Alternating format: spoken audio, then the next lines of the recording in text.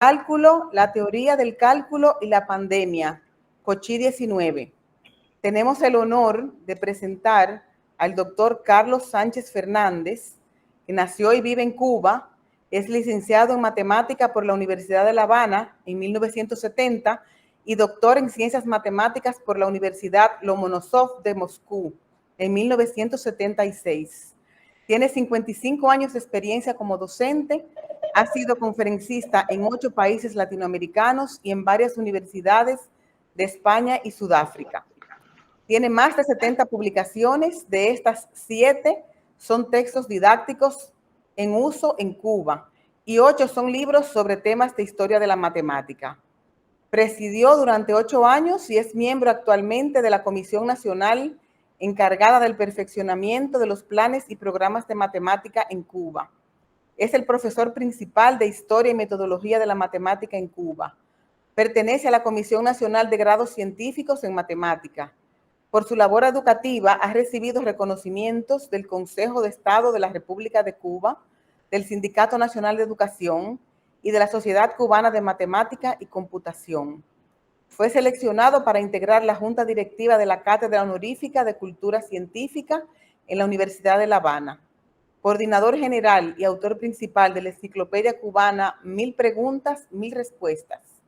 También fue coordinador general y profesor en el programa de televisión nacional Números y Figuras en la Historia.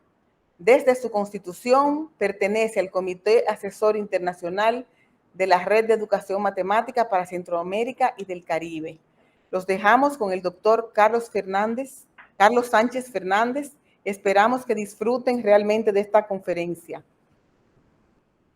Doctor Carlos, adelante.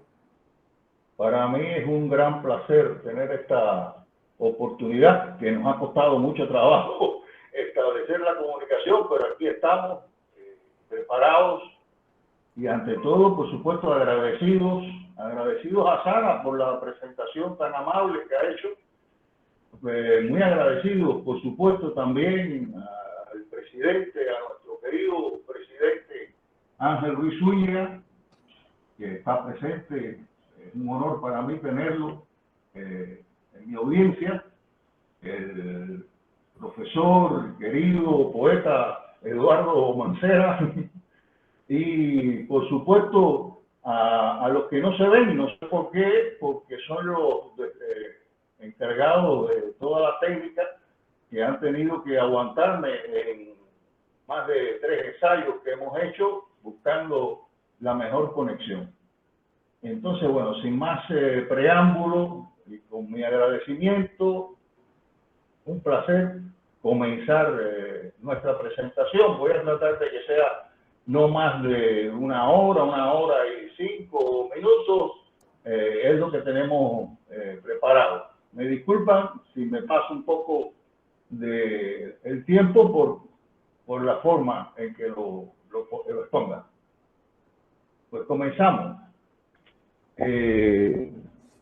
Bueno, como saben, espero que todos estamos en el bicentenario del texto de análisis algebraico de Agustín Kochi, y por eso realmente es el leitmotiv, ¿no?, de nuestra charla, del cálculo, la teoría del cálculo y la pandemia Kochi-19. Esta pandemia es la pandemia de rigor, una pandemia intelectual, una pandemia que no tiene nada que ver realmente con la de COVID-19. Pero bueno, el nombre es similar y por eso lo usamos. La teoría del cálculo se considera que comienza precisamente con este libro que cumple 200 años en este año, el análisis algebraico de Kochi. El esquema tradicional en la enseñanza del cálculo, todos lo conocemos. El esquema tradicional tiene en estos momentos el curso de cálculo, el curso de cálculo avanzado, un curso de cálculo intuitivo, descriptivo, algorítmico, y un cálculo avanzado, más formal, muy sintético, muy abstracto, que nos deja a todos realmente extenuados cada vez que salimos de unas buenas conferencias de análisis real y complejo o cálculo avanzado. Y hace un tiempo ya, unas cuantas décadas, apareció en muchas universidades un curso intermedio con la epsilóntica de finales del siglo XIX, sobre todo que se le debe a la escuela alemana de Weierstrass, de Cantor, bueno, de Dedekind, en fin. Y para muchos comienza con el análisis algebraico de Cauchy, la teoría del cálculo en sí. Ahora, esto es realmente una transición.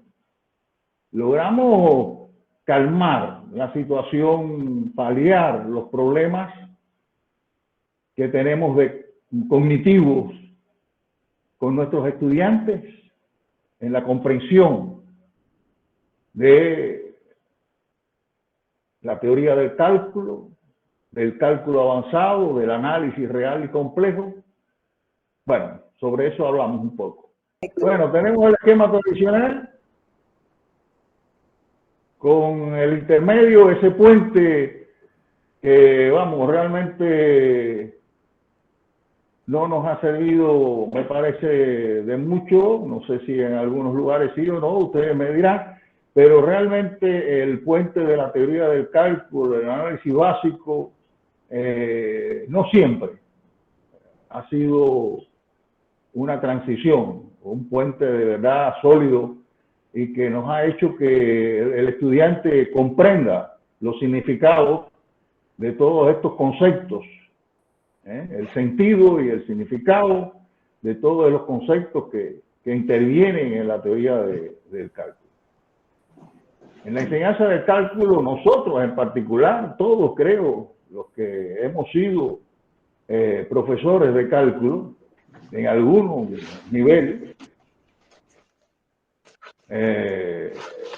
siempre, si somos matemáticos, como es en mi caso, desafortunadamente para algunas cosas, afortunadamente para otras, hacíamos mucho énfasis en el aspecto lógico del cálculo y de la teoría del cálculo.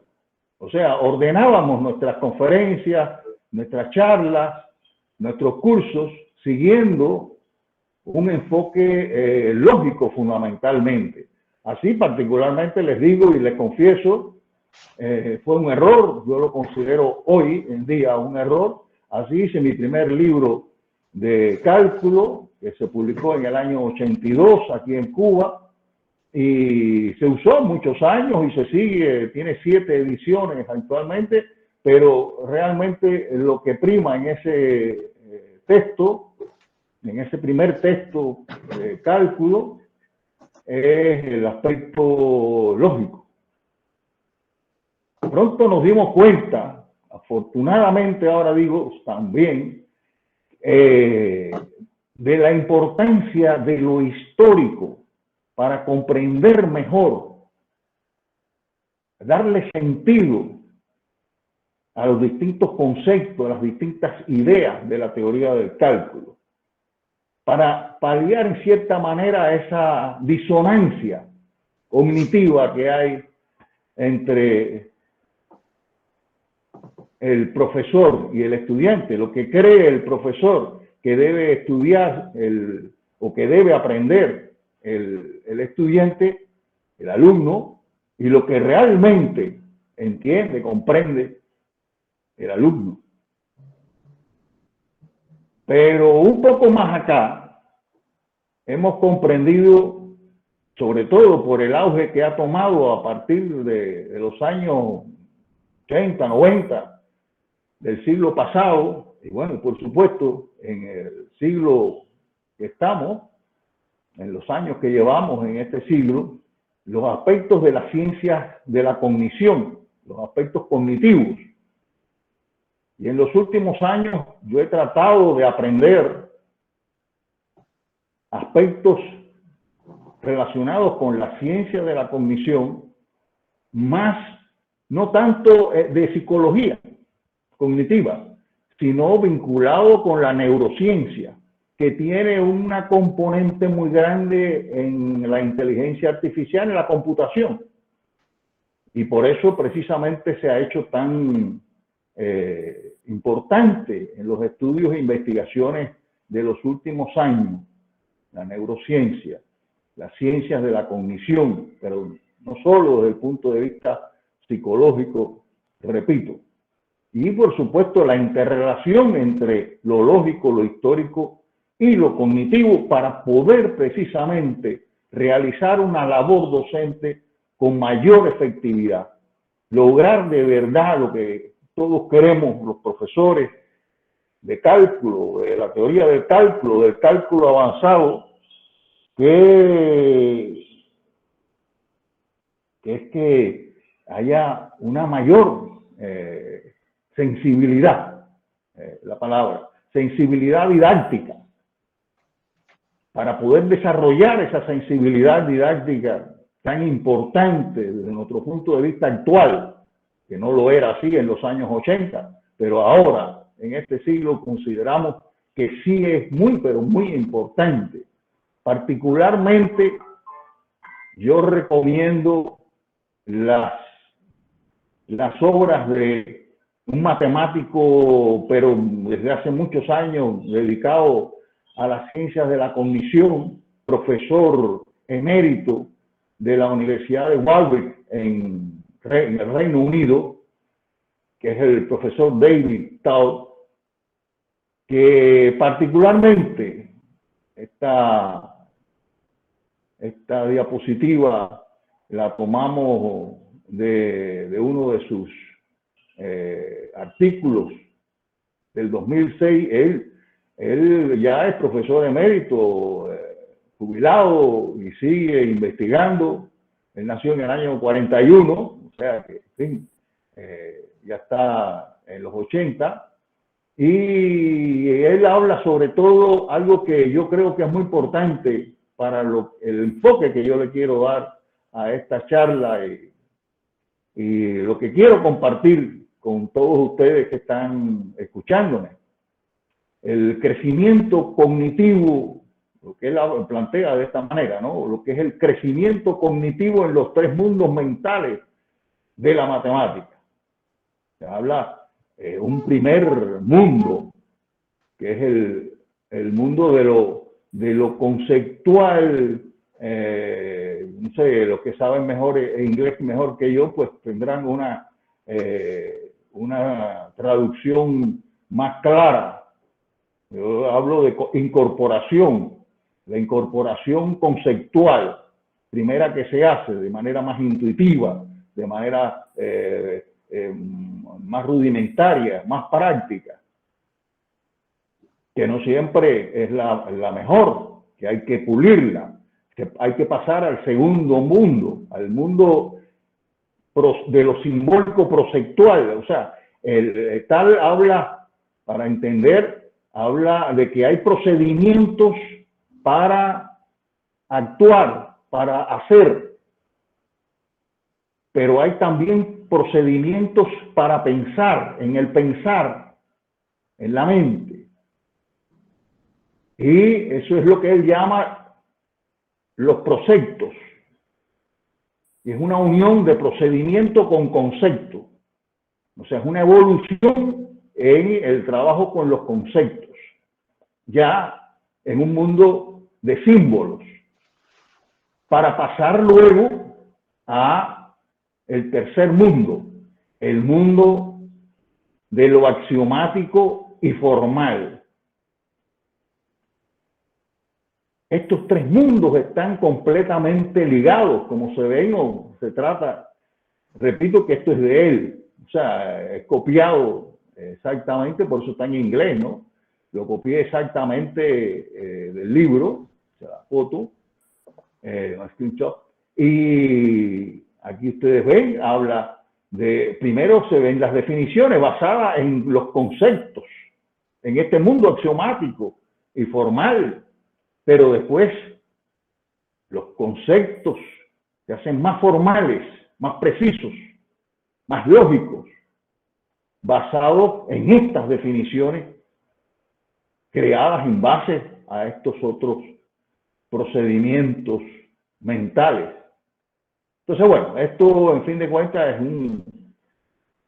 se podría ser un marco teórico desde un enfoque cognitivo, pero ¿qué pasa? Que nosotros, como los que me conocen saben, tenemos como guía fundamental desde hace muchos años el universo real y maravilloso de la historia del cálculo, de la historia de la matemática en un sentido más amplio, sobre todo en la época moderna, a partir precisamente de, no sé, 1450, siglo final del siglo XV, XVI, que hay que tomar en cuenta en la preparación de la historia del cálculo, en busca del por qué y el para qué, que nos interesa a todos los profesores cuando estamos haciendo la proyección, el diseño de nuestros cursos. La historia del cálculo, yo digo, ese universo real y maravilloso, porque como ustedes deben saber, y si no lo saben, a correr, a aprenderlo, si son profesores de cálculo, desde mi punto de vista es fundamental conocer la historia del cálculo, aunque sea de una manera rudimentaria, pero hay que tener una idea de cómo esto ha ido evolucionando. El cálculo antes del cálculo es desde 1650 antes de Cristo. El nuevo cálculo básico desde 1684 después de Cristo. O sea, esta es la fecha del primer artículo que escribió Leibniz, que aunque Newton se le adelantó en las ideas de las fluxiones y demás, pero fue Leibniz el primero que escribió un artículo sobre diferenciales con esa fecha de 1684. Después consideramos todo ese periodo del siglo XVIII con la figura central de Euler, pero también con los Bernoulli y con otros, con D'Alembert, con Lagrange, ya al final, de un cálculo centrado en fórmulas y aplicaciones a la mecánica, a la astronomía, a aplicaciones de donde vino, como la ciencia del movimiento, el cálculo, el nuevo cálculo, como se le llamaba, el nuevo cálculo como ciencia del movimiento, de lo dinámico, a partir de toda la mecánica que desarrolla también Newton, muy vinculado al cálculo. Y esta etapa, que como otros, no todos, pero como otros historiadores consideramos que comienza con el análisis algebraico precisamente de Cauchy, de cálculo centrado en conceptos, para después caer en la aritmetización, en la formalización con el epsilon delta, la epsilóntica, como se le dice también, aproximadamente desde 1861, con los cursos de Weierstrass en la Universidad de Berlín. Esto era digamos que es los entrantes, aunque bueno, me he excedido un poco, pero es lo que quería poner antes del microcurso, porque me dicen que es un mini curso, pero para mí es un microcurso porque lo que vamos a estar, lo que tenemos posibilidad de estar con ustedes, yo quisiera estar mucho más, y no solo virtual, sino quisiera estar allí en Costa Rica, que es un país que yo admiro y me gusta mucho. Lo he visitado en varias ocasiones. Pues la primera es la situación de la teoría del cálculo antes de 1821, una valoración rápida que haremos del aporte de Cauchy a la teoría del cálculo y las reflexiones sobre la enseñanza del cálculo, que eso, bueno, también en la segunda parte, que es la parte de las preguntas, respuestas, dudas, comentarios, donde ustedes tienen que participar. Espero que lo hagan, criticando,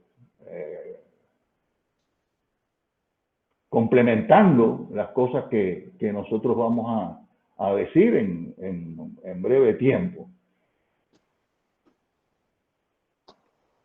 Bueno, 3 enfoques en la teoría del cálculo. No se asusten. Ese hace no quiere decir desde antes de Cristo. No es que yo le vaya a hacer la historia del tabaco desde que comienza ya por antes de Cristo. No. Eso es antes Cochí, antes de Cochí. Antes de Cochí, ¿qué es lo que había? Rápido, lo más rápido que yo pueda decirles, comunicarles. Yo siento unos ruidos, yo me imagino que ustedes están viendo que no hay problema, que están viendo cómo pasan las diapositivas. Cualquier dificultad, espero que me avisen, porque yo siento algunos cambios ahí por allá que se hacen. Pues les decía, los 3 enfoques en la teoría del cálculo. Hay un enfoque infinitesimal, yo creo que es el más conocido, el enfoque de Leibniz, el enfoque de los Bernoulli, de Euler, el enfoque de límites, que pongo entre comillas, porque precisamente casi todos los libros de historia del cálculo plantean que la teoría de límites comienza con Cauchy, que tienen razón en cierto sentido, pero es que para que Cauchy hiciera esto, antes de él, Newton mismo dio algunas ideas, ¿no? Desde los antiguos Arquímedes, para no decirle más, Eudoxo, Pappus, en fin, otros también, las ideas de aproximación estaban donde está en ciernes la teoría de límites, las ideas de límites, no una teoría, pero estaban. Es más, Loran, cuando está defendiendo a Newton ante el obispo Berkeley, una persona sumamente inteligente que critica a Newton, pues Mike Loran lo defiende y precisamente desarrolla las ideas vinculadas con este límite. D'Alembert en la enciclopedia francesa, la enciclopedia por antonomasia, hace los artículos, un artículo particularmente de límite, que desarrolla en la enciclopedia francesa. Bueno, eso es todo antes de Cauchy. O sea, decir que los límites, trabajo con límites, comienza con Cauchy, está bien y no está bien, porque realmente todos estos señores y otros más que yo no menciono, también se interesaron por una fundamentación de la teoría del cálculo usando límites. Y hay un enfoque que es un enfoque muy cercano ya a Cauchy, que es el enfoque algebraico, de ahí donde viene lo de análisis algebraico. Y ese enfoque se lo va a dar este gran cabezón, pensador, matemático que fue Lagrange. Lagrange era italiano, pero estuvo mucho tiempo en Berlín, en la Academia de Berlín, se hizo muy célebre, realmente se consideró después de Euler que era el mejor matemático sobre la Tierra, y esto influyó, este enfoque algebraico, sobre todo en la escuela británica del siglo XIX. Este señor Richard Woodhouse y otros desarrollaron las ideas de Lagrange, pero realmente esto no prendió mucho. Déjenme explicar un poco esto, quizás, porque creo que en los libros de historia del cálculo no en todos aparece y se le da la misma importancia. Yo creo que es importante que haya surgido este enfoque de análisis algebraico. Hay artículos sobre esto, no es que lo que yo voy a decir vamos a descubrir América ahora, sino que realmente todo esto está en artículos. Algunas historias sí lo consideran profundamente, mucho más de lo que yo voy a hacer en este micro curso. Pues Lagrange Giuseppe Ludovico de Lagrange, en su teoría de funciones analíticas, que escribió motivado por las conferencias que tenía que dar en la Escuela Politécnica de París, precisamente, después de la famosa revolución burguesa de Francia, entre los años 1780, 80 y tantos, yo digo a veces 1815, que es cuando deja Napoleón, pero puede ser hasta el 99, algunos, en fin, a finales del siglo XVIII. Y este libro tiene 4 ediciones. Esta es una de las personas que les digo, y todos sabemos que es verdad, de los más connotados, de los más célebres. Había estado no solo 30 años en Turín, había estado 20 años, no sé cuántos más, en Berlín, con la Academia de Ciencias de Berlín, contratado allí, después que salió Euler. Y este libro tiene 4 ediciones, que contiene, fíjense lo que él dice, son palabras de él, que contiene los principios del cálculo diferencial, desprovisto de toda consideración de infinitesimales, de límites o de fluxiones, es decir, todas las teorías anteriores del cálculo que se habían desarrollado para fundamentar todos esos conceptos de las diferenciales, de las integrales y demás, y reducida al análisis algebraico de las cantidades finitas. Es una reducción al álgebra de las series de potencia en el lenguaje de hoy. El lenguaje del álgebra de las series de potencia, no el lenguaje de los polinomios. O sea, es visto como una generación. Él tiene que defender esta posición, porque es una posición completamente, es un enfoque completamente nuevo, el enfoque algebraico. Y en el 99, 2 años después, él hace un ensayo, un discurso en defensa de su teoría de las funciones analíticas. Esta teoría de funciones analíticas, según él plantea y dice y defiende, tiene 2 niveles. Un nivel puramente algebraico, donde se estudian los polinomios y las ecuaciones asociadas a estos polinomios. Y un nivel de análisis algebraico, donde se estudian las funciones derivadas y las series de potencia. Les recuerdo que fue el que empezó Lagrange a hablar de funciones derivadas.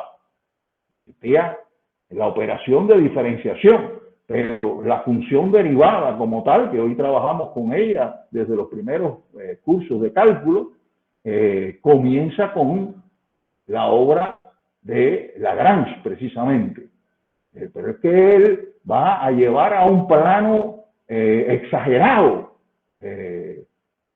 el estudio, o sea, considerar que el análisis debe ser un análisis algebraico, un análisis que su fundamento y su objetivo es el estudio, como dice, de las funciones derivadas y las series de potencia, como las series de Taylor, la serie de Maclaurin, que ustedes saben que sus coeficientes se hallan entonces, es la idea esas son las funciones del análisis, por eso son funciones analíticas, porque son las funciones del análisis, las funciones que propiamente el análisis debe estudiar. Hoy les decía, y que fue en el 48, en su introducción al análisis infinitesimal, donde plantea que el objeto principal del análisis son las funciones, el estudio, la investigación del comportamiento de las funciones.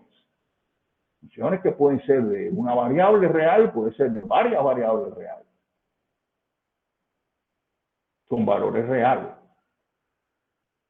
Y ahora, Lagrange, finales del siglo, bien finales, 1797, 1797, como persona que se trae para que dirija la gran escuela politécnica, la escuela real politécnica, como se va a llamar después, real, cuando surge no se llama así, ¿no? Tiene otro nombre,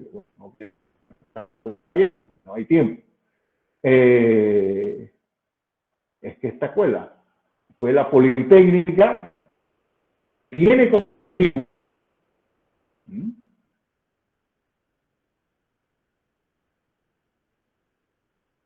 por todo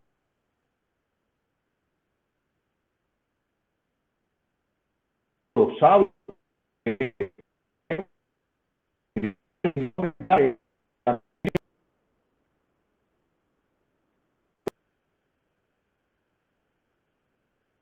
Fíjense que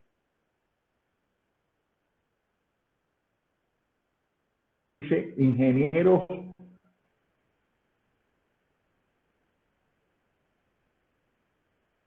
sabios. Era formar ingenieros sabios. Esto, primero el directorio revolucionario y posteriormente Napoleón, que había estudiado en una escuela militar de artillería, que bueno, que sirvió también como modelo para esta escuela politécnica, fue uno de los primeros lugares, las escuelas de artillería, donde se daba cálculo, claro, muy elementario y rudimentario, pero se daba cálculo. Pero fue aquí en la escuela politécnica, con Lagrange primero, desde el 94 al 99, porque él no convenció.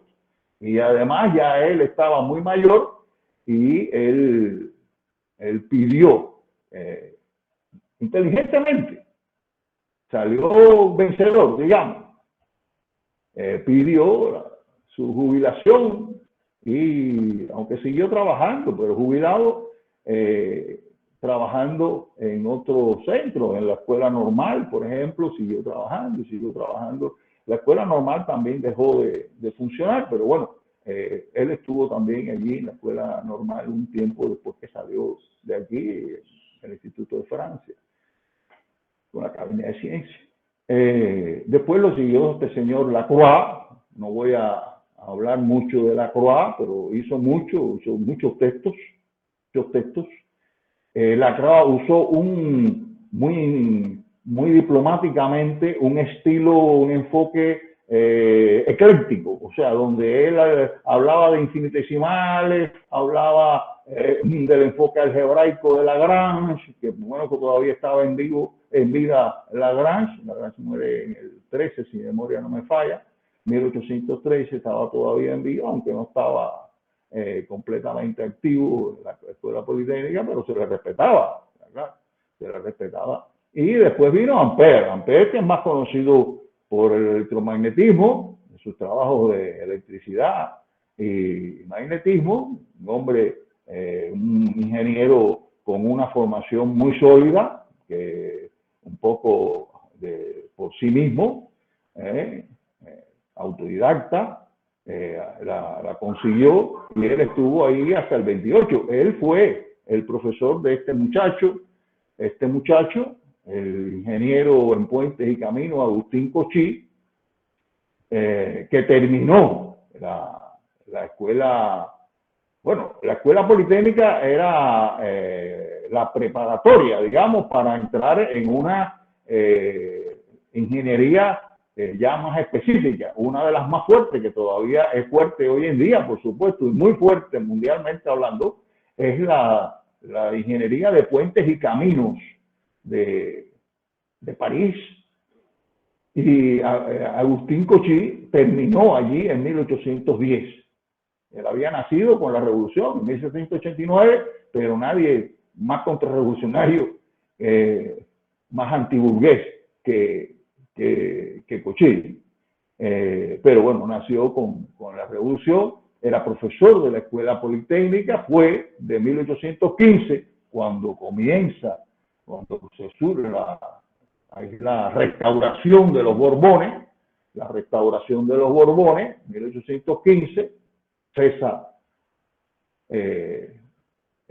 la labor dictatorial de Napoleón y comienza los Borbones, la misma línea de los Luises, de Luis XIV, XV, XVI, y ahí estuvo hasta 1830, cuando ustedes saben, o si no lo saben, bueno, pues se los digo, que dejaron los Borbones, pasó un nuevo cambio, y ya no eran de la línea de los Borbones, y como él era, se me ha olvidado pasar, estoy hablando, me disculpan, era muy borbónico, o sea, él era monárquico, pero de los Borbones, arrogante, ni autosuficiente, pero autosuficiente, como yo digo, se puede ser autosuficiente, insuficiente, pero él era autosuficiente, suficiente, y era muy arrogante.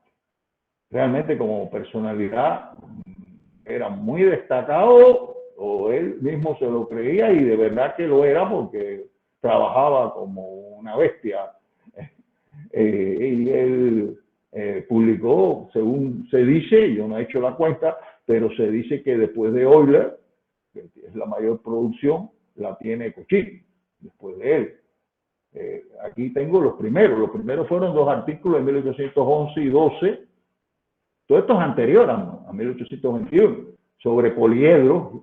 Fueron los 2 únicos artículos que él hizo con geometría, seguidos por otros sobre álgebra, sobre análisis matemático, sobre teoría de números, física, mecánica, hasta un total de 28 artículos antes de 1821, ¿no? Él gana el Grand Prix, el premio principal, el que se da por la Academia de Ciencias de París, por una memoria sobre la teoría de la sonda. Además resuelve un problema de Fermat en ese año, 1815. Fíjense esa ductilidad, esa facilidad de un campo y otro, y además destacarse. Y además era el ingeniero. Tengan en cuenta siempre eso, que él no tuvo una formación como matemático. Él tuvo la oportunidad de ser alumno de la Escuela Politécnica de Ampère y de Poisson, que eran 2 personas que precisamente que le dieron a ellos, a él, a Cauchy y a otros, ¿no? Pero a Cauchy concretamente le dio una formación muy sólida en física y en matemática, y en análisis, en cálculo, en teoría del cálculo, concretamente, a la manera de Ampère, a la manera de Poisson, que no era esa, era una manera también un poco ecléctica, digamos, siguiendo un poco la línea de Lacroix, que ya les expliqué. Fíjense que es admitido como miembro de la academia con solo 26 años. Con solo 26 años. Y comienza como profesor asistente, ese mismo 1815, cuando es tan reconocido ya socialmente, comienza como profesor asistente en la escuela, asistente de Ampère, precisamente. Ampère va a estar como profesor principal hasta el año 28. Y entonces ellos compartían. Ampère tenía una gran admiración, sentía una gran admiración por Cauchy. Ampère iba a las clases de Cauchy, que había sido su alumno, pero su alumno destacado. Iba a oír el enfoque que le daba riguroso, en eso se destacó, y a Ampère le gustaba, Ampère lo admiraba, asistía a sus clases, no solo como una especie que alguien puede pensar, no, claro, iba a inspeccionar al muchacho, al joven, no, quizás, bueno, por supuesto, si veía algo se lo decía, pero lo criticaba, pero él sentía y siempre lo expresó públicamente una gran admiración por su alumno, Cauchy. Bueno, pues ya estamos aquí en el curso de análisis, de la Escuela Real. Entonces, fíjense que el 21, después del 15 y antes del 30, Escuela Real Politécnica de París, como se le llama entonces. Bien, ahí tienen la portada facsímil. Esta es la primera parte. Se entendía que iba a haber una segunda parte. O sea, esta es la primera parte, digamos, el primer año, primer curso. Había un segundo año donde se veían las aplicaciones y se veía más un análisis de varias variables, como se dice hoy. O sea, un análisis más avanzado. Claro, aquí se habla, quiero decirle que aquí en el análisis algebraico había también análisis con funciones de varias variables. De eso vamos a hablar enseguida, porque bueno, el tiempo se va. ¿Qué decía? Ya en el prólogo, no nos dice sus objetivos, su enfoque.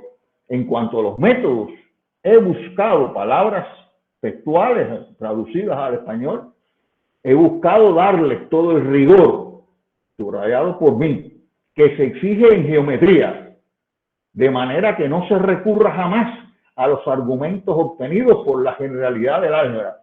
Bueno, me imagino que si me están siguiendo, saben a quién él le dirigía estas palabras en su mismo inicio prólogo.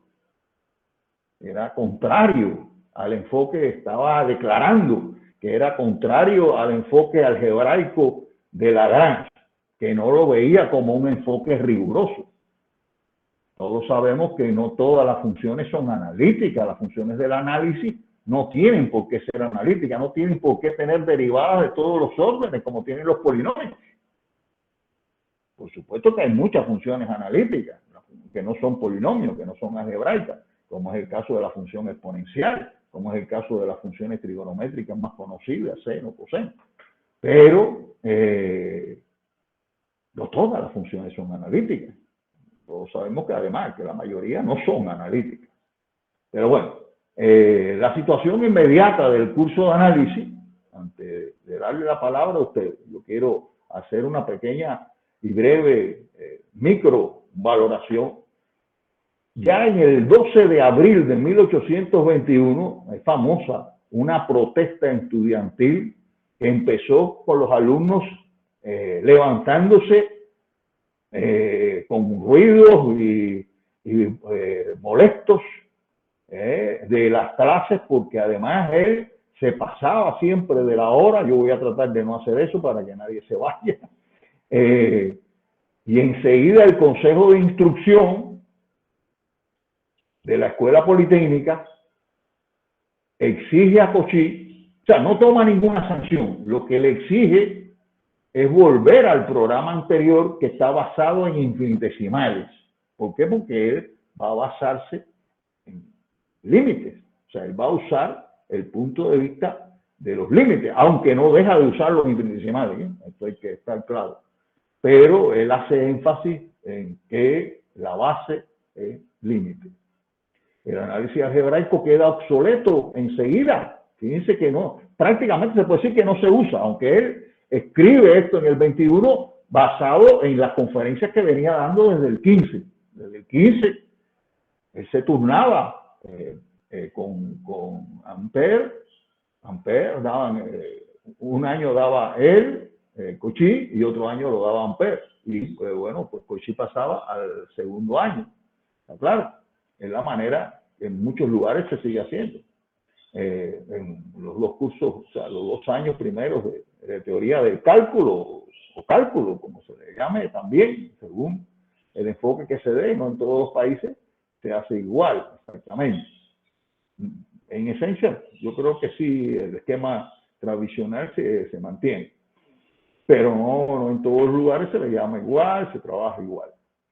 Se enfocan las cosas de la misma manera, hay varias maneras de... Ya hablaremos al final, pero tener tiempo. Pues nada, que queda obsoleto y solo vuelve a editarse en las obras completas. En alemán, no obstante, aparece en el año 28, en ruso en el año 64. En español hay que esperar hasta 1994, que en la UNAM, en México, allá la tierra del poeta Mancera, y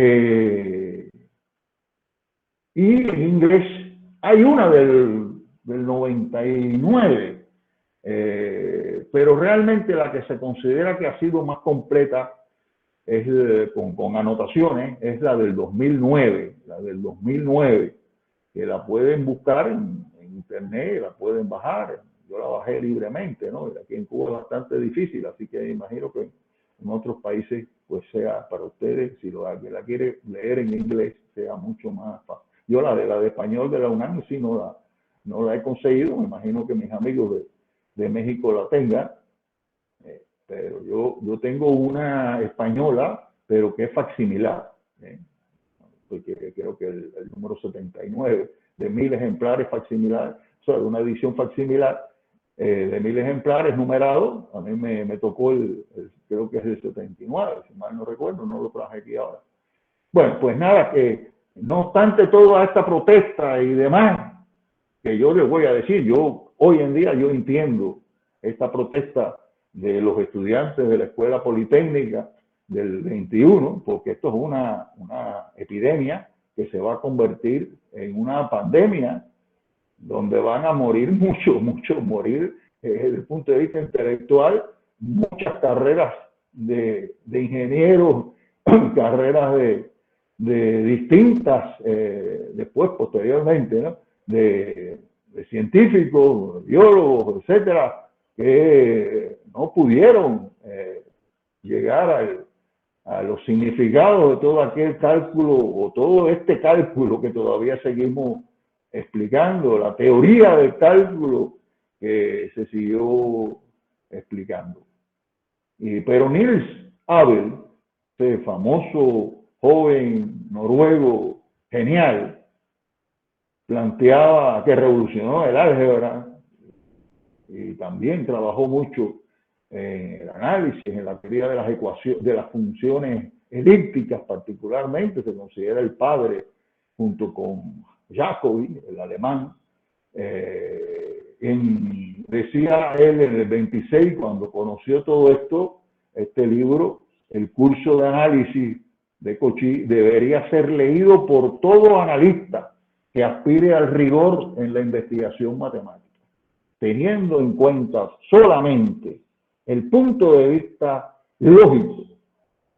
El rigor, ciertamente, todos deberíamos leerlo, teniendo en cuenta solamente lo que nosotros hemos planteado desde el principio, es que con el criterio de la historia, con un punto de vista historicista, con un punto de vista más de ciencias de la cognición, científico-cognitivo, pues por supuesto no basta con dominar el rigor del análisis algebraico o del análisis o de la teoría del cálculo, como se le dice.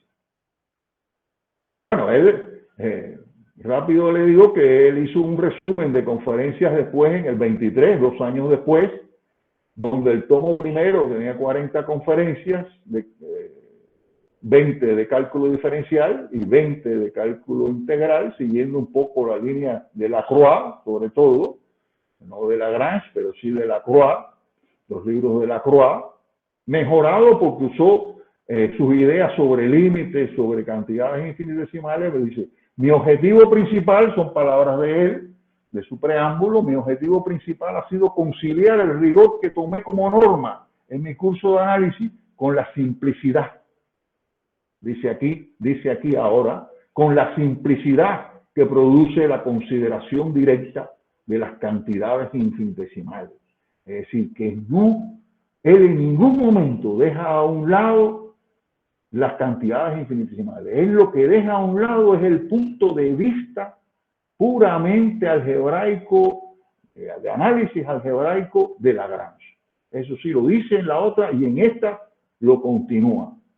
Pero los infinitesimales no. Es lo que va ahora con la teoría del límite, va a fundamentar teóricamente, en su teoría del cálculo, va a fundamentar con límite. Vamos a hacer la valoración. Bueno, me quedan ahí unos 10 minutos. Vamos a ver lo más rápido que podamos. Son cosas que, por supuesto, es posible que todos sepamos, pero yo las he traído para puntualizar y que todos partamos, o sea, que tengamos un lenguaje común en esto. Aunque es rápido, pero bueno. Bueno, la diferencia primera que él hace, en esa entonces era muy discutido, que es el número asociado a magnitud, desde Newton y desde mucho antes, por supuesto, el número siempre asociado a magnitud, y la magnitud es positiva, pero la cantidad puede tener signo y variable. Él hace esta diferenciación. Hoy en día, después de los trabajos de Dedekind, de Weierstrass y de otros, ya empiezan a aparecer. A finales del siglo XIX empiezan a aparecer los textos donde no hay o sea, se desprende de la idea de magnitud el concepto de número. ¿Sí? Pero por ahora todavía es así. Y da una definición más precisa de límite de variable. Una definición que antes realmente existía, pero teniendo en cuenta una monotonía, un acercamiento como en el método de Saussure y en otros métodos de aproximación, que se tenían las ideas de límite, pero una idea de que el límite no se alcanzaba. Entonces él hace una definición más precisa, pero nada de epsilon delta. Él da la definición de variable infinitesimal como muy retórico, como una variable con límite cero y variable infinita cuando el límite es infinito, que puede ser más infinito o menos infinito. La variable tiene signo como la cantidad. Y define la continuidad en un intervalo. Eso es algo que es importante, ¿eh? Yo no voy a detenerme mucho, pero si esto fuera un curso más largo, esto es importantísimo para un estudio de la continuidad en el sentido de Cauchy y de los que vienen después. La continuidad en un intervalo por relación entre incrementos, entre los incrementos infinitesimales de la variable, entonces de la función, no en epsilon delta, aunque en esa retórica, como Grabiner y otros historiadores han considerado, porque son más cercanos a Cauchy, digamos, en su valoración,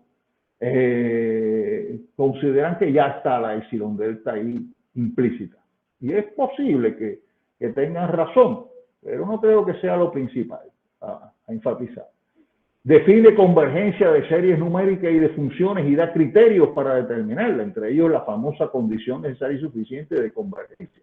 Esto es todo en el libro. Yo no me he salido ni me voy a salir del libro de análisis algebraico. He centrado mi discurso en el libro de análisis algebraico, no en lo que vino después que él mismo hizo antes de morir. Él siguió publicando, etc.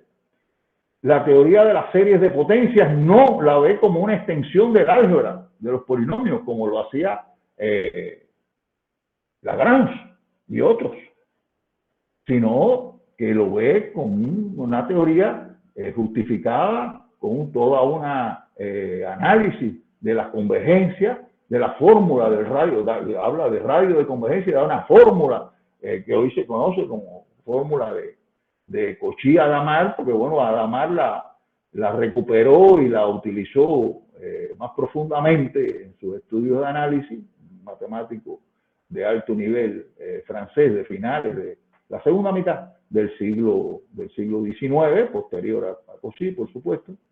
Demuestra la fórmula del binomio, la que llamaba la fórmula de Newton, del binomio, que Newton no demuestra. Utiliza muchísimo Newton la fórmula del binomio, que se conocía desde épocas ancestrales, de los chinos, de la matemática de la India y demás, es usada por Wallis antes de Newton, en el mundo británico, y esto lo demuestra para exponentes arbitrarios. Hay que decir que también, paralelamente, lo hace también Newton, que está trabajando ya, ese muchacho muy joven, más joven que Cauchy, lo estaba haciendo. Trabaja en el campo complejo, y en esto, uno de los mayores méritos de Cauchy, diría yo que no soy un fanático, ni mucho menos de Cauchy, al contrario, su personalidad realmente a mí nunca me ha gustado, el que conoce su personalidad, pero sí, sin duda, una persona, un sabio, un ingeniero sabio de verdad, bien sabio. Y trabajar en una de las cosas fundamentales es esto, el trabajo que él hace en el campo complejo, toda la teoría de residuos, pero aquí no en este libro, no en este libro. No en este libro. En este libro lo que va a trabajar en ese campo también. Trabaja primero en el real y después trabaja en el campo complejo, lo que él llama expresiones imaginarias. Números complejos él va a llamar expresiones imaginarias.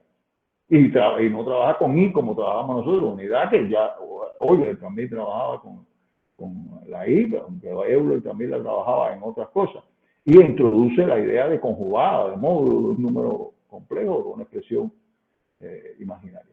Bueno, estas son cosas, digamos, que son más positivas. Vamos a ver algunas cosas que se les ha criticado, pero yo creo que criticarlo, porque bueno, ciertamente el que tanto enfatizó con el rigor y falta rigor. Es la retórica de él. Él no utiliza desigualdades como hoy estamos acostumbrados, no usa la exilóntica para la continuidad que comenzó con Weierstrass en los años 60, en esas conferencias que dio Weierstrass. No considera los aspectos microscópicos de la continuidad, los problemas como los encontró Dirichlet, Riemann, en su trabajo con la serie trigonométrica, con la integración que necesitaban. Él trabaja, no, aquí no, en el análisis algebraico no se habla de derivada e integral, por eso yo no lo he tocado. Pero bueno, Riemann, que es lo que estoy hablando aquí, necesitó en sus estudios de las series, no de potencia, sino series trigonométricas, cosa que no está tampoco en el análisis algebraico, en los años 50, de un estudio más acucioso, más profundo, más preciso de la continuidad, que no podía ser solo trabajando, viéndola en un intervalo de la recta real, sino en un punto, por punto. Ahí es donde está la famosa función de Dirichlet, que para los racionales tiene un valor y para los irracionales tiene otro. Entonces es discontinua en todo punto. Eso no pasaba por la mente de Cauchy, no estaba en la mente de Cauchy.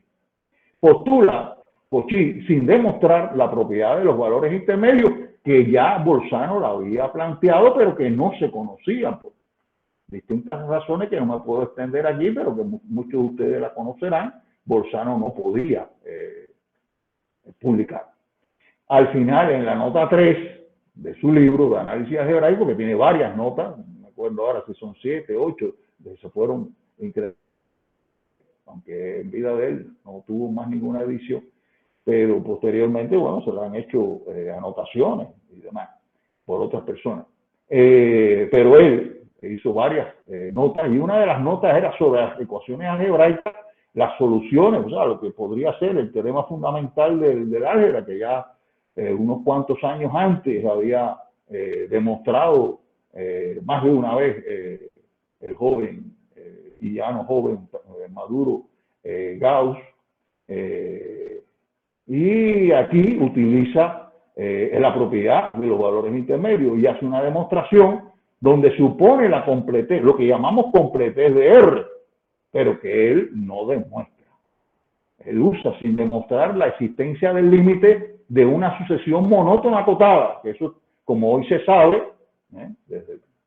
por lo menos después de Hilbert, se sabe que es equivalente. Después de Kant y otros de la escuela alemana de finales y principios de la encrucijada de los siglos XIX y XX, o sea, 80 años después de este libro, pues lo usa, como lo usaron otros antes de él.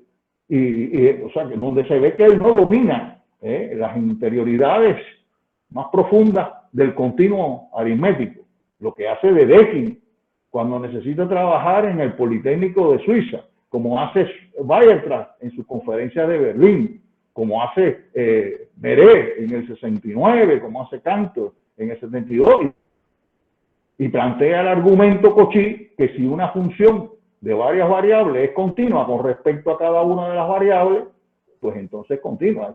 Esto no, es un disparate hoy en día, digamos, decimos.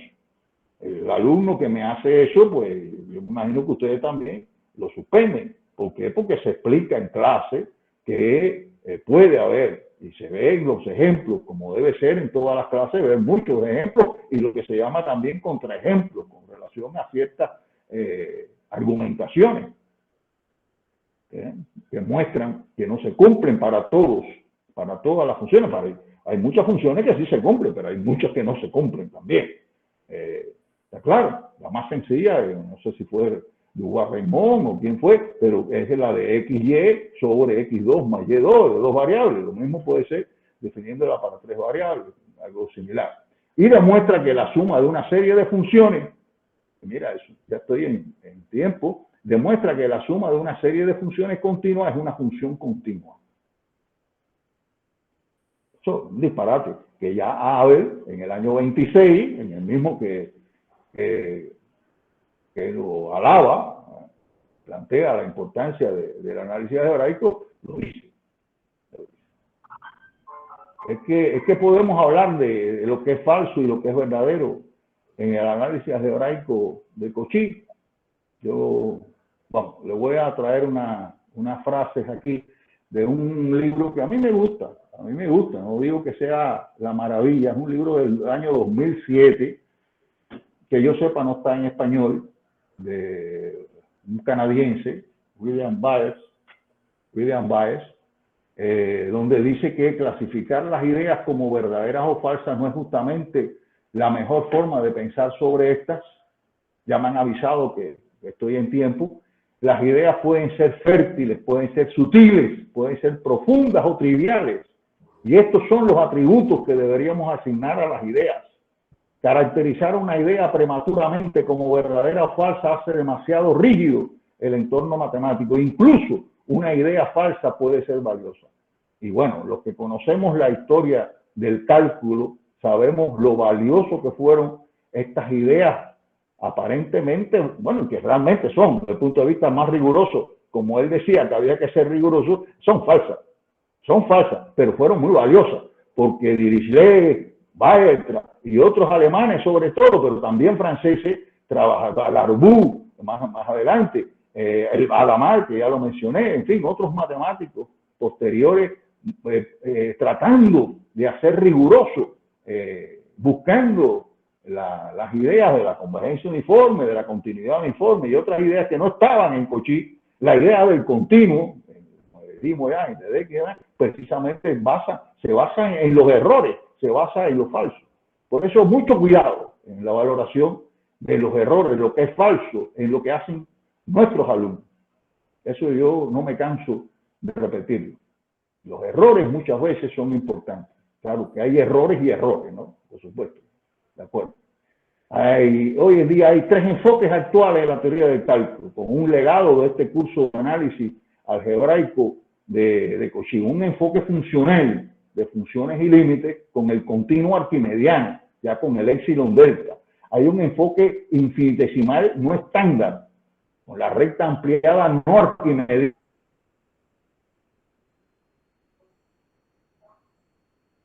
donde ya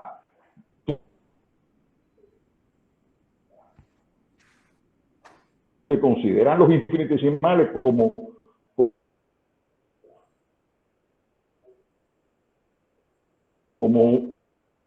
que es el enfoque dinámico, que es con el uso de las TICs, todas las cosas que se pueden hacer con GeoGebra, con el Cabrit, el Mappel, en fin, una serie de cosas que en mi época, cuando yo fui estudiante, no existían, está claro, pero que hoy en día son el pan nuestro de cada día, y más con la COVID-19,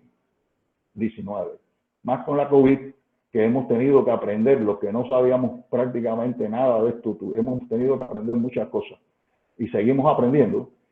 Termino con una frase de la personalidad que marqué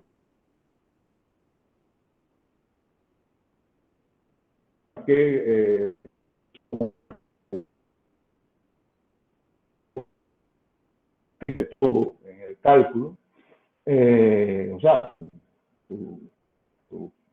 ideas de cognitivas, de las ciencias de la cognición, pero vinculado y buscando ejemplos para mejorar la enseñanza del cálculo, yo lo recomiendo.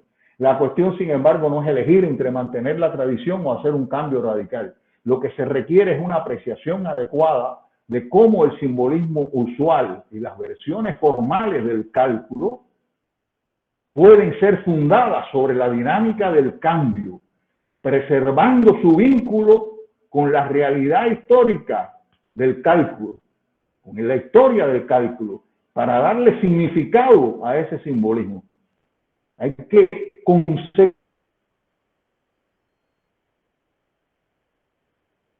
conceptualizar, procurando la incorporación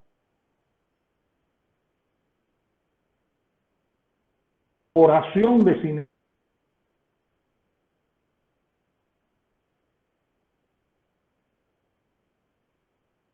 Cálculo y el cálculo avanzado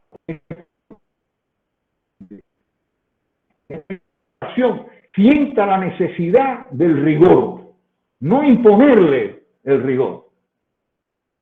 Uno tiene que sentir que ese rigor se hace buscando una comprensión más profunda y efectiva, no solamente desde el punto de vista teórico, sino desde el punto de vista práctico. Porque yo recuerdo esa famosa frase que se hizo muy famosa en el siglo XIX, que yo no me canso tampoco de repetir: no hay nada más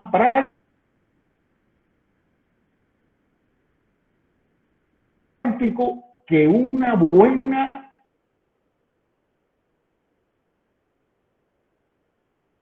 teoría, una teoría que está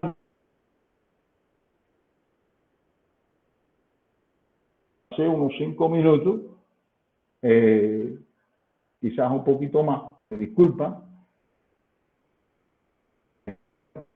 aparte de las preguntas, de las dudas, de los comentarios.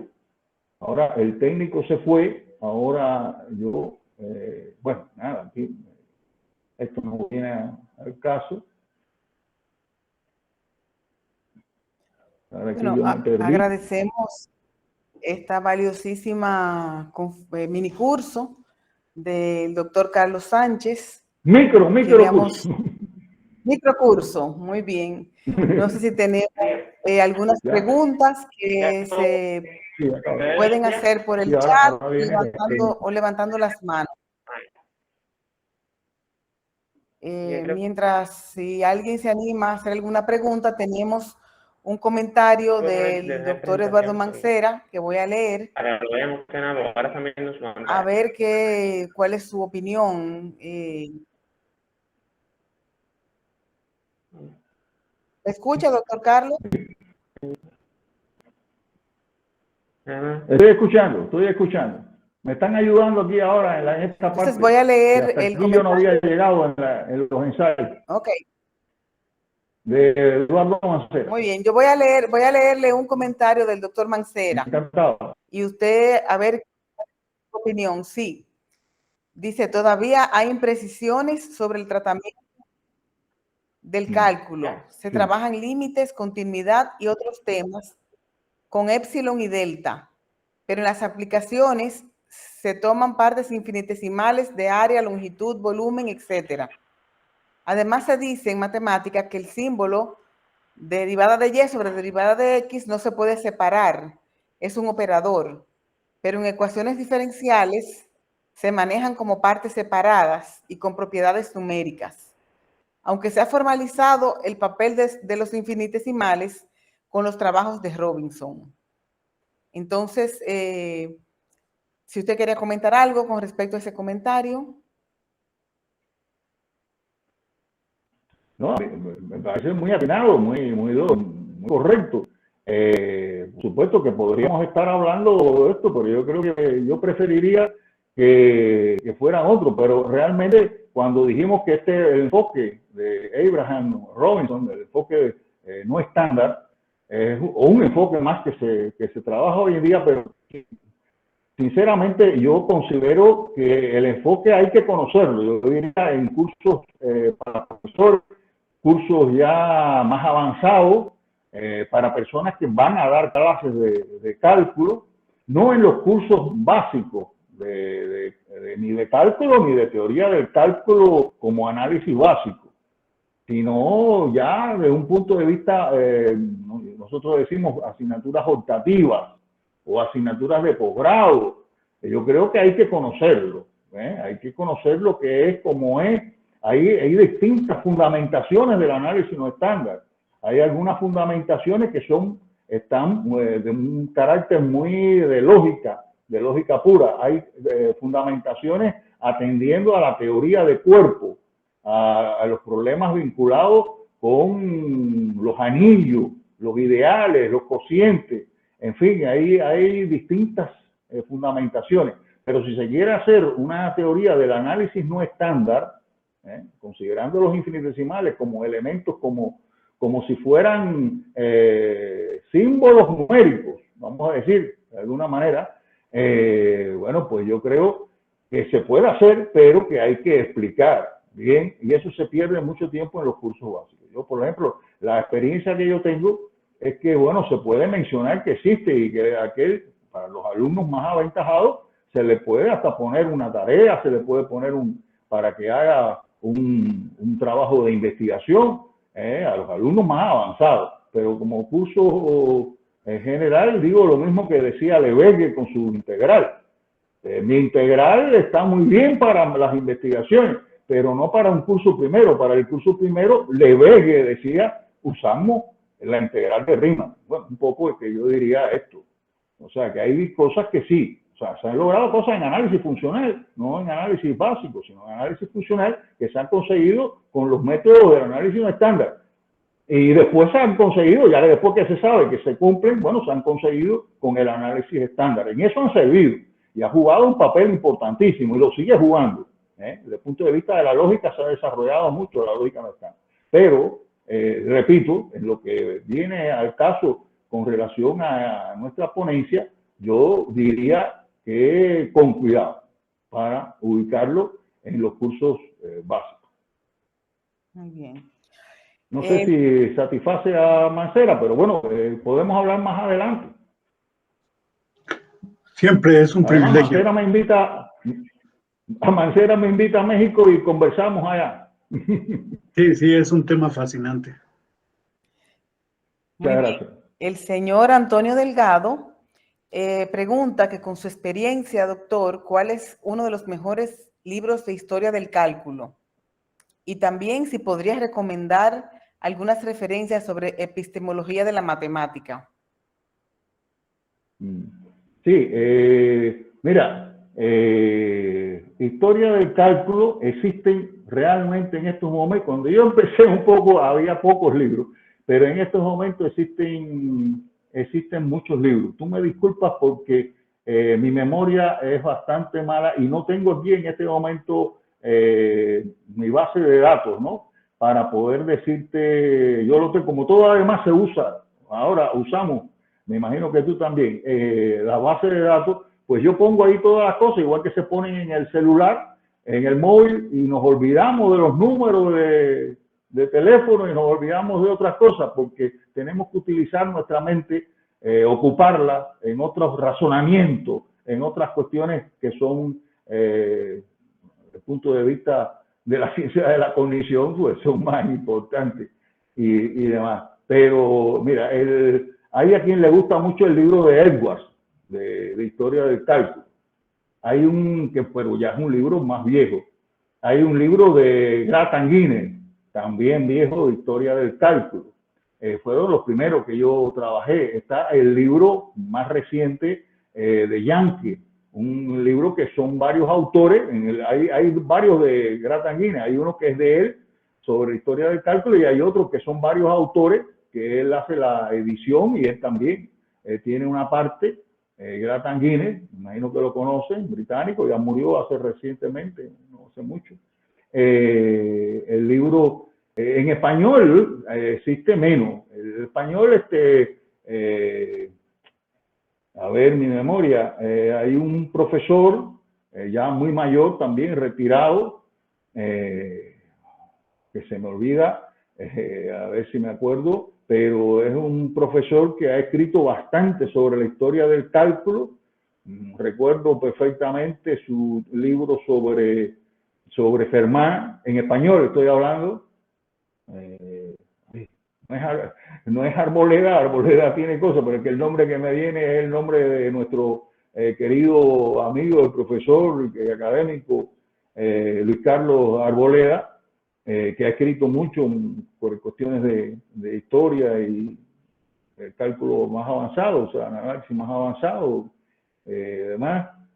pero es un hombre muy similar. Él trabaja en Andalucía, ya está retirado.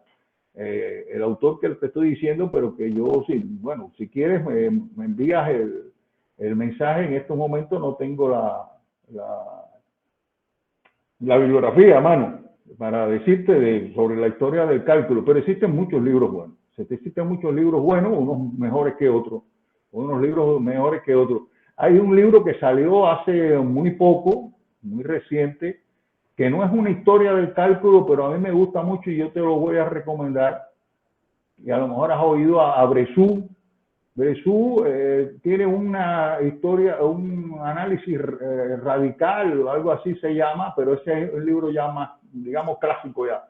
Pero tiene uno que ha salido hace, creo que fue el año pasado o el año antepasado, un libro que se llama Análisis reordenado o el cálculo reordenado, donde él hace muchas alusiones de carácter histórico en inglés, no está en español. Y también ese libro a mí me ha gustado, lo he leído recientemente y es un libro que me ha gustado, el libro de Bresson, que no es propiamente un libro de historia, pero tiene mucho de historia. Hay un libro de Dunham sobre clásicos del cálculo que también te recomiendo. Dunham escribe muy bien. Él no tiene una formación, digamos, como investigador matemático, pero tiene un don para expresar y llegar a los conceptos de una manera, de una manera muy fluida, de una manera como debería ser siempre nuestro discurso, más fluido, que a mí me cuesta mucho trabajo ya con la juventud tan acumulada que tengo y me molesta para que sea tan fluida la mente. Pero realmente se pueden encontrar muchas cosas buenas sobre historia del cálculo. Si tú me escribes, me preguntas tal libro que he encontrado o otra cosa, pues yo, por supuesto, con mucho gusto, para mí sería un placer. Para mí la teoría del cálculo, el cálculo es lo básico, lo que me ha dado la razón de ser como profesional realmente. Aunque, bueno, me he dedicado a la historia precisamente buscando precisamente terminar con esa disonancia profesor-estudiante que todos nos encontramos, ¿no?, en nuestra labor, en nuestro accionar como profesores, que por lo menos a mí me choca, no me gusta que haya esa disonancia. Entonces, ¿cómo yo eliminar esa disonancia? Voy a la historia a buscar, voy a las ciencias de la cognición a buscar, voy a la psicología cognitiva, pero ¿qué pasa? Que yo hago mayor énfasis no en la psicología, no en Piaget, no en Vygotsky, no en Leontiev, que lo he conocido, porque bueno, estudié en la Unión Soviética y un poco tuve que estudiar. Y me gusta, no es que no me guste, pero me parece que hoy en día eso está un poco superado. Está superado con todas estas ideas de David Tal y bueno, muchos otros que han trabajado y siguen trabajando en la ciencia de la cognición, además de la historia. O sea, lo que te estoy es promoviendo que además de la historia, pues vea las cuestiones de ciencia de la cognición. Las dos cosas me parecen que hay que dominarlas. Pues buen profesor de cálculo debe dominar ambas cosas. Muy bien, no muchas sé gracias. Si ¿Hay alguna otra pregunta o comentario? El profesor José Luis Guevara Rodríguez. Hola, muy buenas tardes. Yo tengo una pregunta, pero es más respecto a la epistemología del término cálculo. Porque verá usted, nosotros antes se llamaba el cálculo análisis infinitesimal, que así es como lo nombra Spivak en su libro célebre de Cálculos, ¿no? Correcto, Sin embargo, correcto. dime. Es Correcto. decir, sí, estamos de acuerdo. Sin embargo, ¿por qué se le llama cálculo a eso si antiguamente cálculo era hacer cosas con piedras? Es decir, ¿qué tiene que ver la palabra cálculo una cosa con este cálculo? Si realmente estamos usando el mismo término para cosas totalmente distintas. ¿Cuál fue la epistemología o el cambio ontológico en el término?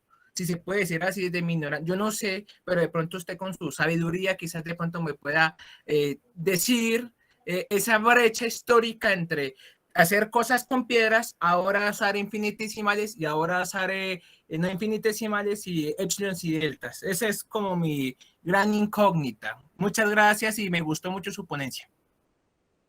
Bueno, muchas gracias a ti, José Luis Guevara. Realmente has tocado un punto muy álgido desde el punto de vista epistemológico. Ya mencioné a Piaget y no sé si eso te dio pie o otra cosa, lo que respecta a la epistemología genética. Pero bueno, no quiero entrar en eso, no es mi campo. O sea, mi campo es la teoría del cálculo y la parte histórica y un poquito últimamente que he leído y me ha gustado la parte de las ciencias cognitivas. El aspecto epistemológico, por supuesto, hay que tomarlo en consideración. Pero bueno, es para ponerle demasiadas aristas a este diamante del conocimiento, del saber. El cálculo, bueno, como tú viste en una primera y que tú sabes seguro, tiene una historia muy larga. No tiene la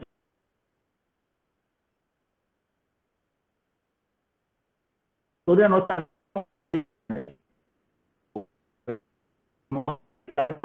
como va a ser en el cálculo en el siglo XVII. Así cálculo. Después Euler es el que le dice cálculo infinitesimal, sobre todo lo populariza, ¿no?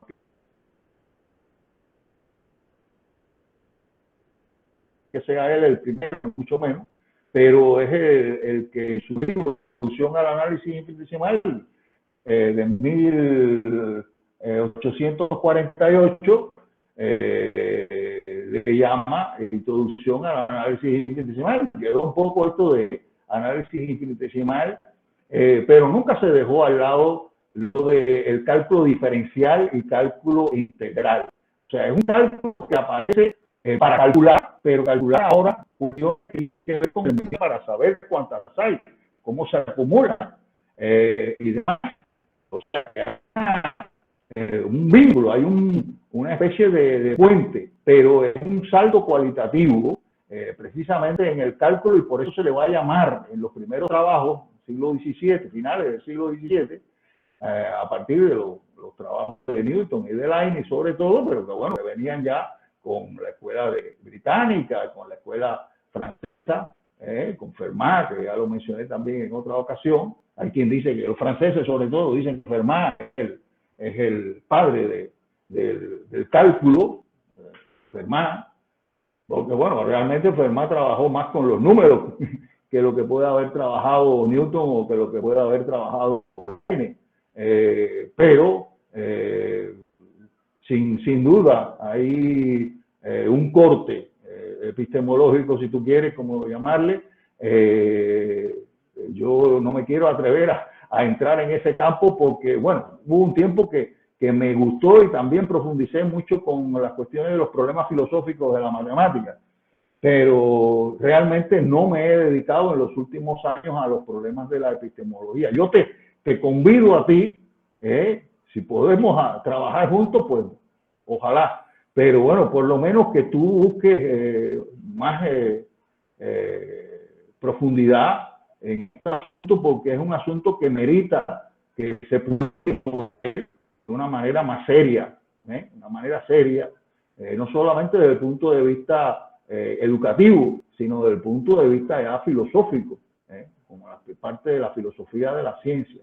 Yo conozco varias personas europeos y latinoamericanos que están trabajando en cuestiones de epistemología con relación, bueno, ya ahorita mencioné a Luis Carlos Arboleda, al profesor Luis Carlos Arboleda, pero no solamente él, su escuela colombiana, y en Brasil también hay un grupo muy interesado en estos problemas, igual que están grupos interesados en Brasil en cuestiones de psicología. Es que yo trabajé 2 años en Brasil, concretamente en Recife, y trabajé un semestre en Sao Paulo, en la primera maestría de educación matemática que se abrió allí en Sao Paulo. Estuve allí trabajando con ellos un semestre, trabajando en aspectos de historia de la matemática, el cálculo en particular.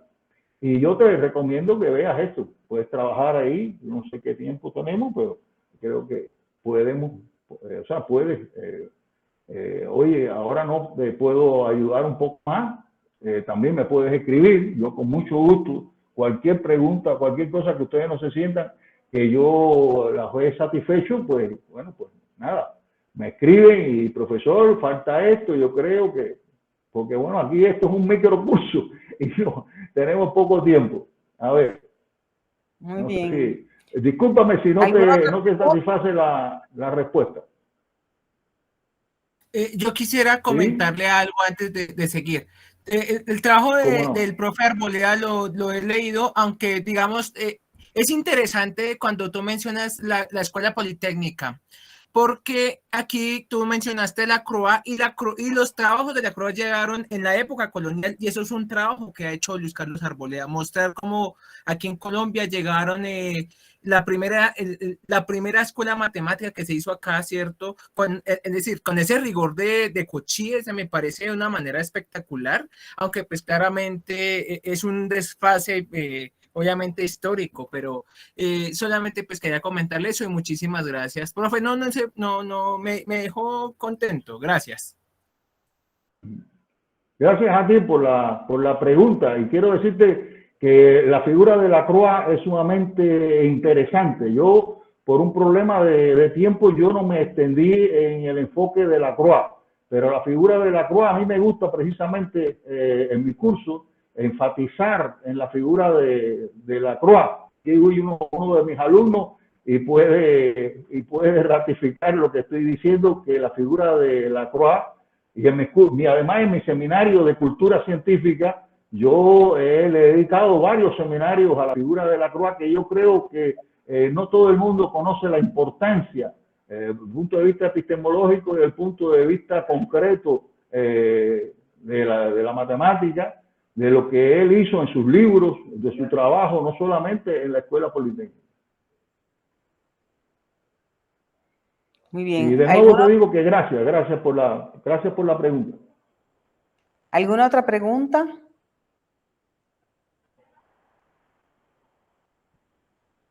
Bueno, pues si no hay más preguntas, agradecemos realmente esta excelente experiencia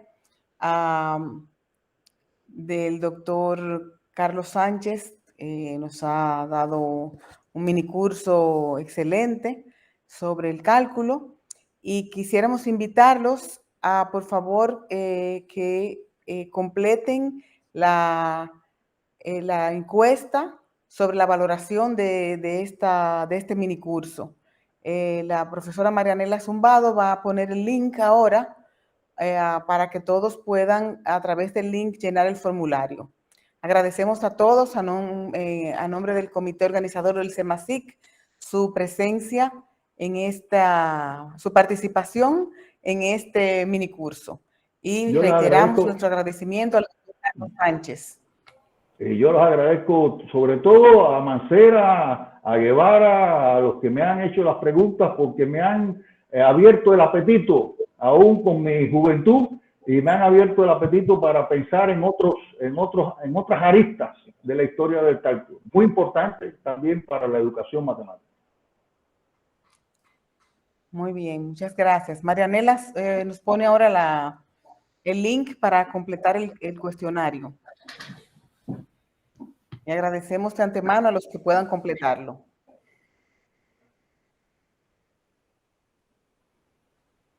Muchísimas gracias a todos, especialmente pues, a los presentes, al profe Ángel Ruiz otra vez por interceder en mi participación acá para poder entrar aquí a participar, y al profe muchas gracias, espero pues seguirlo viendo muy pronto.